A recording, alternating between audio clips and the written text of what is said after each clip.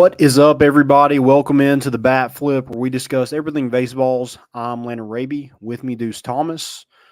Tennessee continues to beat Vanderbilt in baseball, and I don't really want to talk about Sunday too much, but Tennessee got the series win. That's what you're supposed to go do on the road is go win a series, and that's exactly what Tennessee did.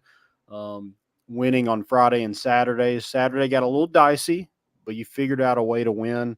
And that was the third straight series win over Vanderbilt. And then after that Saturday's game, that was a ninth straight win over the Commodores. I mean, what a flip of programs since Tony Vitello has taken over with Vanderbilt and Tennessee. I mean, the last time before Sunday, the last time Vanderbilt had beaten Tennessee was when we were social distancing in the stadium. It's a wild stat. Great weekend. Before we get into everything, I do want to mention our good friends at Agwani Farms Golf Course. Agwani Farms ranks among the most popular Knoxville area golf courses to host golf events, outings, and tournaments. The course offers a wide range of challenge and playability for golfers of all skill levels. Book your tee times today online at iguanifarmsgolf.com or by phone at 865-970-7132. All right. I think my biggest takeaway, I'll just go ahead and start with my biggest takeaway, was Tennessee just finding ways to win and different ways to win. You know, they can win with defense. They can win with pitching. You know, a lot of people were like, if we just had good pitching, we'd be really good. I mean, I don't know what the stats look like after this weekend. I can't imagine they'd be much different. But Tennessee was sitting fourth in the country in ERA. Like, pitching has been good. They can also score a ton of runs, with that lineup and the talent they have. But Tennessee just figured out a way to win. They had some big innings. That Saturday game, they had a big sixth inning. On Friday, they had a big eighth inning. So they just continue to find different ways to win, and that's what good teams do. So that was my biggest takeaway. Deuce, you want to give me your biggest takeaway from the weekend? Yeah, just kind of continuing with what you said. You found a way. You went down there or over there and won the series. And Sunday kind of leaves a sour taste in your mouth, but I think Vandy's still celebrating that one win they had. But ultimately, you won the series and took care of business, and that's the biggest thing we got to keep doing. Is just we're winning series. Mm-hmm. You'd love a sweep, but I think this. I'm going to spin it a little bit with that loss on Sunday. I mean, let's think of it from outside of just Tennessee. Vanderbilt, they found a little bit of pitching this weekend with J.D. Thompson and Futrell and some of those guys. I think they got some momentum headed into who's their next series against? Kentucky. Who is Tennessee one game behind? Kentucky. So I'm just saying I don't think Tennessee would ever throw a game, but if there was a game to lose and for you to have a chance to win the SEC, that's probably the game to do it. I don't know. Thinking outside the box. I don't. We'll see what happens, but yeah, I mean that's going to be a big series this weekend with Vanderbilt and Kentucky. I do think Vanderbilt's a decent baseball team. They're not a powerhouse anymore. They're not. I'll say that. I mean, are they still one of the most talented teams in the country? Absolutely. I think they got some good pitching. I don't think batting is really there for them. I mean, if we didn't have 14 strikeouts, if we could just hit a little bit on Sunday, we should take that game because they only had 3 runs. And I think one of those was kind of gifted to them. So, yeah, I mean, Vanderbilt celebrated that win like the series was tied. Yeah. I mean, the series was over. You had J.D. Thompson, who pitched a really good game, but mouthing a little bit when he was caught cheating earlier in the year. You can say sunscreen, whatever you want to say. You were thrown out of a game because of it. So that's cheating in my book. If you were caught and ejected, you had to do something to get ejected. So, yeah, I mean, it just kind of shows where Tennessee as a program's at is like 9 straight wins against Vanderbilt. I mean, if you were to say that in 2021, you're like, oh my God, I can't imagine what this program looks like. And here we are, where it was like they had Rocker and Lauder and Bradfield and Spencer Jones, just a ton of first round picks. And Tennessee, did steal a game away thanks to Evan Russell. But since then, it's been all Tennessee from here on out in that rivalry. Yeah. Like you said, thinking back, I mean, I remember series against Vandy, and you were like, well, here's, at least 2 losses. Yeah. And now you go into it, and it's like, man, we may sweep them. Mm-hmm. I mean, we have been sweeping them. Mm-hmm. No, it's just great. I didn't realize how bad their stadium is. Like, I think it looks really goofy with everything crammed in together, with essentially the football field overhanging, like the left field line. I think that looks goofy. Yeah. I think the whole it looks like when you were a kid and you're in MLB The Show or whatever, and you got to create a stadium and you just like put like, oh, I like a piece of Wrigley here and a piece of Fenway here and a piece of Yankee Stadium. Like you just combined everything. It's like they've tried to do too much with it. And then you have the Vandy Whistler oh my God.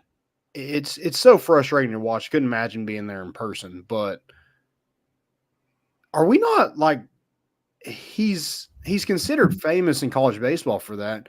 Is it not weird he's whistling at like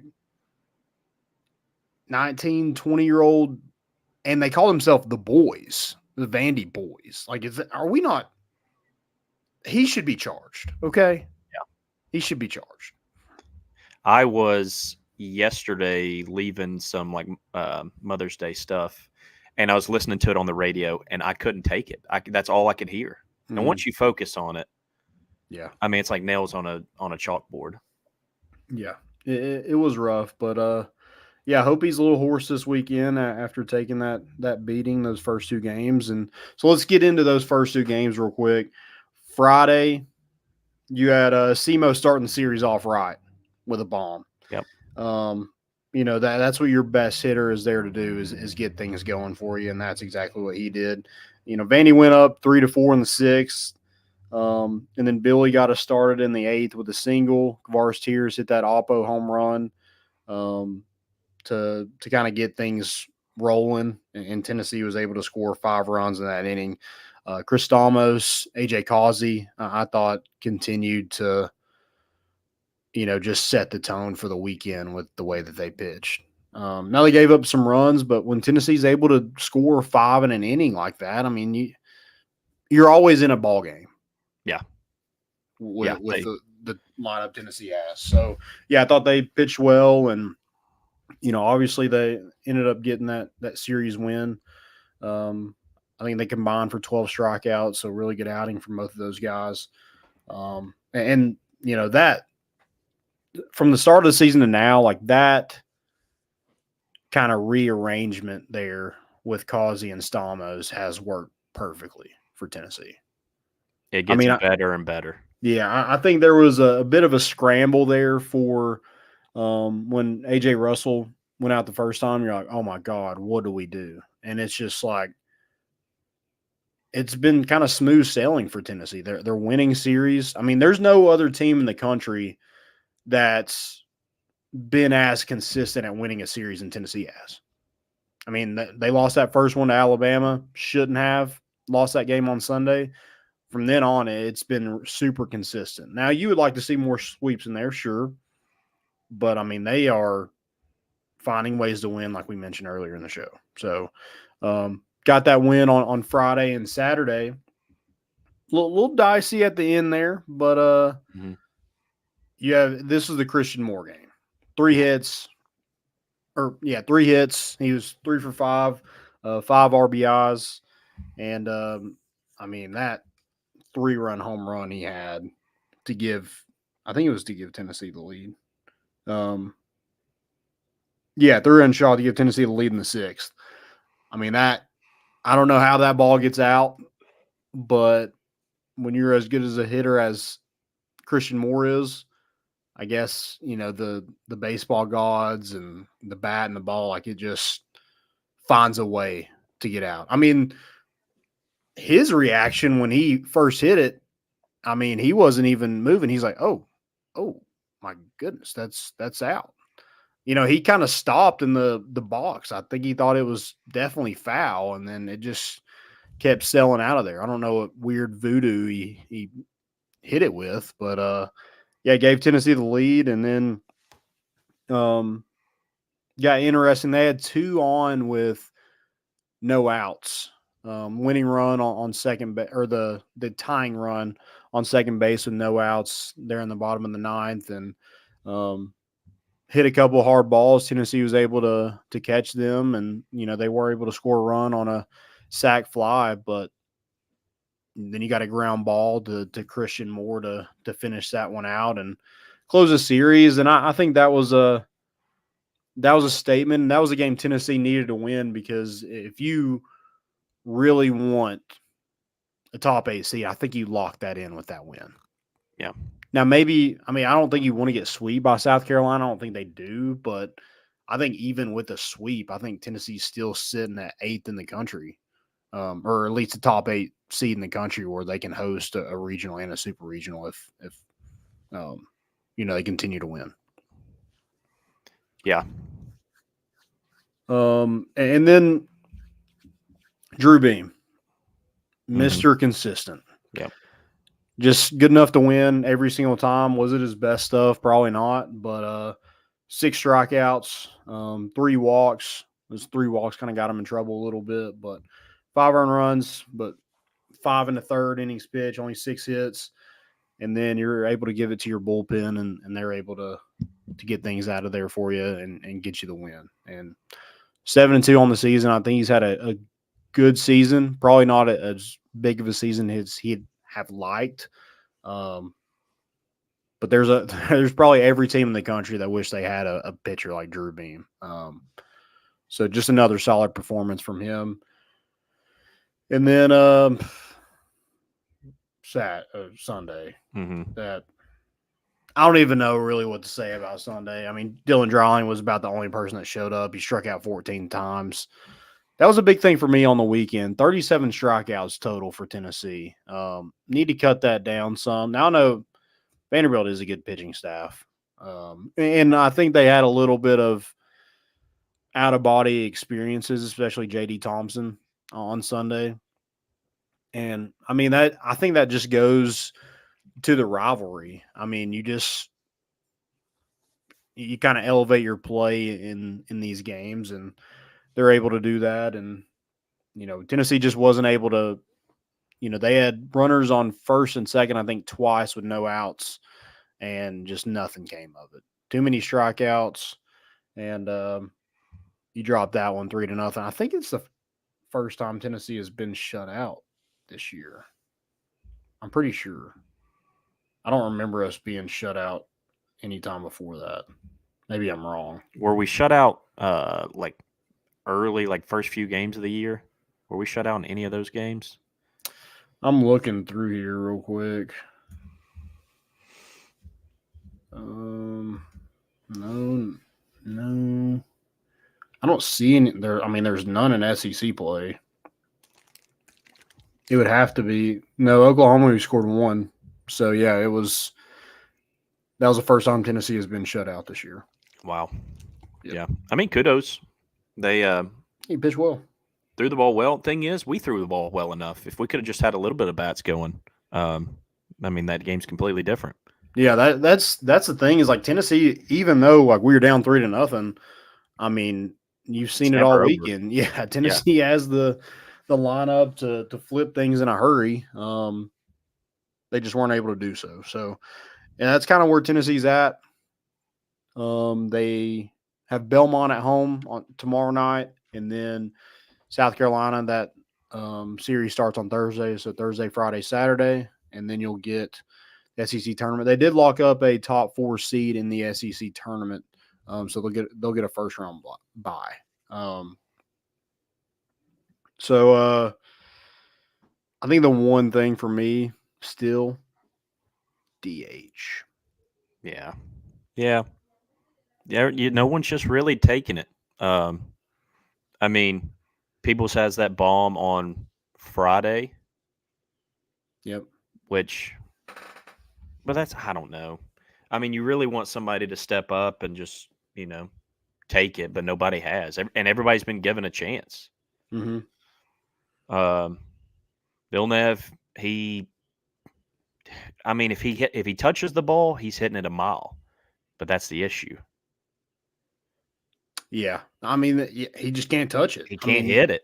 I mean, and he's just, bad ABs. yeah. I mean, on Sunday, it was the 3 straight pitches right down the middle for me and it wasn't just Villeneuve. There was a couple guys who did that same thing, but yeah, Yeah. you just can't have that. Got to be a better hitter in that situation. And I don't know. I mean, Tony's given about every guy an opportunity, and like you said, Mhm. no one's really running with it. Cannon Peebles, I guess, got the most of it this weekend, but it still wasn't good enough for him to start on Saturday or Sunday. So I don't know. I don't know really what you do with it, because when he did come in after that, he didn't do too well. Mm-mm.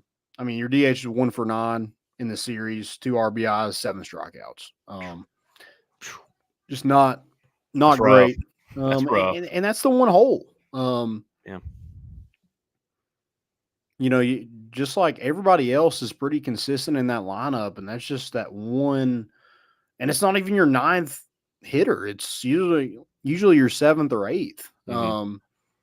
And it's been a struggle for Tennessee so far this year, probably since Villeneuve cooled off. He had a Yeah. big start to the year. After that, it's been, Bargo struggled. Reese Chapman's got an opportunity. He struggled. Cannon Peebles, I think he's hitting better than he was, but he's not. I mean, he's still striking out a ton, and that's what you need to avoid. The average is what it is, but you need guys that can put the ball in play, move some runners over at least, and they're just not getting that right now from the DH spot. And Yeah. that's your only job. Yeah. It's just unfortunate because you've seen good out of all of them. Mm, You've seen the potential for every single one of them, but it's just not consistent. yeah, Hey, who knows though, baby? Right time to get hot. exactly. And there's no one hotter right now than Christian Moore, God, except maybe one guy, and he's on Tennessee's team also. Dylan Dreiling had a heck of a weekend. he had a phenomenal weekend. Yeah. He was the only guy that showed up Sunday. Mm-hmm. Yeah. Well, we had 3 hits. He had all 3. Yeah. Yeah, all singles. So yeah, pretty sick performance there.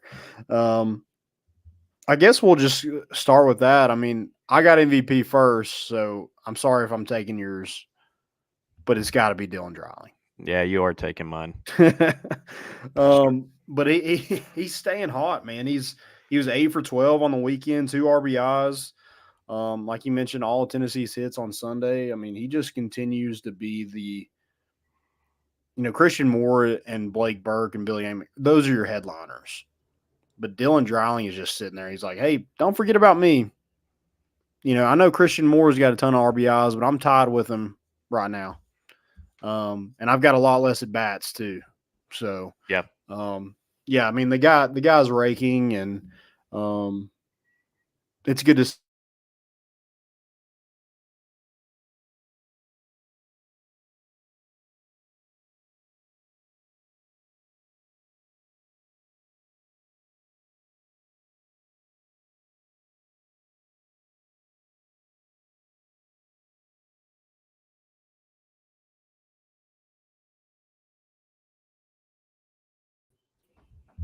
Back. Yeah, you hear me? Yeah, I don't know what happened there. It's probably Annie up there using 15 different things connected to the internet. No, I went out too, so I don't know exactly what happened. Oh. But we do need to mention our boy Chad Zerker as well. When we mention the MVP, I need to mention Chad Zerker getting running back to the hotel, getting Billy Amick's jersey, that sweet number 11 he's got. No stickers came off bat. Thank you, Caleb, for mentioning that. That was big. I'm sure Tim Corbin was just itching. As soon as Christian Moore hit that home run to start the series, he's like, God, it better have a sticker. So, yeah, shout out Chad Zerker. Always doing his job and then some. So appreciate him and getting everybody right where they're able to go out and win some ball games. Just a dog.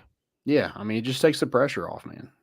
He's just like a nice crisp beer. Just take the edge off just a little bit. Who's your MVP for the week? I think I'm gonna make this really simple. I'm gonna do the same exact thing I did last week. Okay. And everybody that said I should have went Blake Burke, I was preparing for this week with Christian Moore. Just solely off of Saturday. Okay. Just because he had a huge start for you Friday that kind of gets you running. I think it was maybe Saturday or Sunday, but he almost had another home run to open it up. But he's just like you said, he's scorching hot, and he's making great plays at second too. He made a couple of really tough plays look pretty routine. That one on Sunday was weird, where it's turf, but it like hit the lip of the outfield and bounced. I've never seen that. Yeah, it's weird. That's weird. But they've made the turf like it is different. So like the dirt. Yeah. The brown turf is it's a different turf than the outfield. Makes sense. Yeah. Strange. Crazy. Yeah. I mean, it still shouldn't be like a lip, but there is like, I guess, a different surface where it probably comes off a little funny. Yeah. But there shouldn't be a lip where it just jumps out at you. No, that was a Bauer Field lip hop. Yeah. Yeah. One of those where you're probably going to Children's after. Especially with the Bauer Field players. Yeah. But yeah, I'm going to go Christian Moore. I'm probably just go ahead and tab me down. I'm probably going to do it for the rest of the year. Yeah, might as well. Because I mean, you can't go wrong with it. But yeah, just mainly solely off Saturday. Yeah, it's an easy tweet when you just have to put and somebody else. You don't have to change up Christian Moore at all. Yeah, it's not bad. Just copy and paste it. Yeah. Big news. Well, I guess it's not news. We hope it's news. AJ Russell potentially coming back this week. Oh, baby. So I don't know in what capacity. Who knows? Yeah. But I think he is itching closer to getting back, and I think that would be electric to have him come out of the bullpen. I mean, similar to last year, he was great out of the bullpen. So yeah, hopefully they're able to get him back, and I think that's just going to be an added bonus for your bullpen there. I'm sure a terrible bullpen like we saw with Vanderbilt this past weekend, they'd love to have a guy like AJ Russell come back. Yeah. And then, we mentioned South Carolina this weekend. They are 9-7 in away games.